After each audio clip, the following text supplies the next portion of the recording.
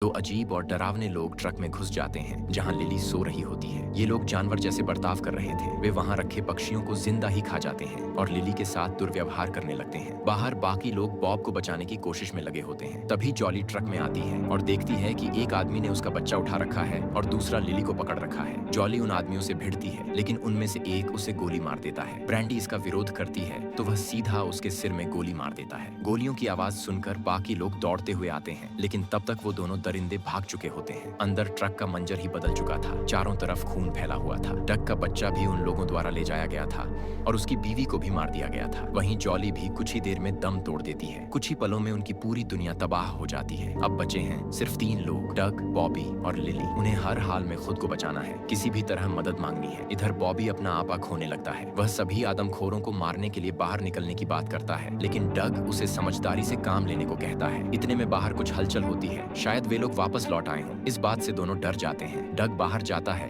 लेकिन वहाँ कोई नहीं होता। सिर्फ बीस्ट आता है, जो किसी का कटा हुआ हाथ अपने मुंह में लेकर आता है। उस हाथ में एक वॉकी टॉकी होती है, जिससे उसकी बेटी की रोने की आवाज आ रही होती है और कोई कह रहा होता है, जुपिटर हमें खत्म कर देगा। दरअसल ये हाथ उसी आदमी का था जो शुरू से इन पर नजर रखे हुए था और जिसने कार क्रैश करवाई थी। अब सुबह हो चुकी थी। डग बीस्ट के साथ अपनी बेटी को ढूंढने के लिए निकल जाता है। उधर लिली एक टायर को जला देती है ताकि उसके धुएं से किसी को पता चल सके कि वे लोग यहाँ फंसे हुए हैं। इधर बॉबी एक ट्रैप लगाता है, चारों ओर तारों से कनेक्टेड। इस जाल को और असरदार बनाने के लिए वह अपनी माँ और बहन की लाश को कार में रख देता है ताकि वे आदमखोर अगर आएं तो इस ट्रैप का शिकार हो जाएं। वहीं दूसरी तरफ बीस्ट डक को एक गुफा के पास ले जाता है। अंदर जाकर डक को बहुत सारे इंसानों की लाशें और हड्डियां दिखती हैं। ये सब देखकर वह समझ जाता है कि यहाँ कुछ बहुत भयानक हो रहा है। गुफा पार करके वह एक दूसरी ओर पहुंचता है, जहाँ उसे एक गांव जैसा इलाका दिखाई देता है। ये शायद उन्हीं आदमखोरों की बस्ती थी, लेकिन उसे उम्मीद होती है कि शायद यहाँ कोई असली इंसान भी हो। जब वह वहां लगे साइन बोर्ड और जगह की हालत देखता है तो उसे सच्चाई समझ में आ जाती है। असल में जब परमाणु परीक्षण हो रहे थे,